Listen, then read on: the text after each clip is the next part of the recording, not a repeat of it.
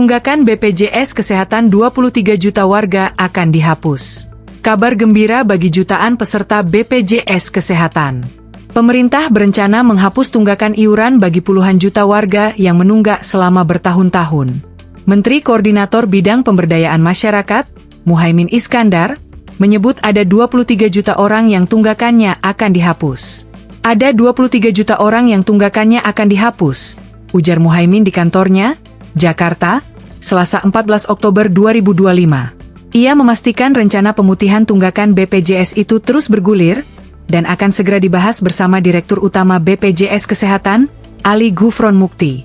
Dari data BPJS Kesehatan, total tunggakan yang akan dihapus mencapai 7,6 triliun rupiah, belum termasuk denda dan kewajiban lain yang masih diverifikasi.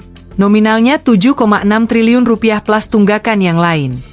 Kata Ali Gufron di lokasi berbeda. Sebelumnya, Muhaimin menyebut rencana ini adalah bentuk kehadiran negara dalam menjamin akses kesehatan bagi seluruh rakyat. Saya berusaha agar tunggakan peserta BPJS segera dibebaskan. Tidak dianggap utang lagi. Setelah itu, peserta bisa memulai iuran baru. Namun, kebijakan ini belum sepenuhnya disepakati lintas kementerian. Menteri Keuangan Purbaya Yudi Sadewa mengaku belum mendapat laporan resmi terkait rencana tersebut. Tentang pemutihan BPJS itu saya aja nanya ke Sekjen. Rupanya saya belum dikasih tahu, ujar Purbaya di Sentul, Bogor. Sementara Menteri Sekretaris Negara Prasetyo Hadi menegaskan, kebijakan penghapusan tunggakan masih dalam tahap kajian. Pemerintah akan memastikan agar langkah ini tidak membebani anggaran negara.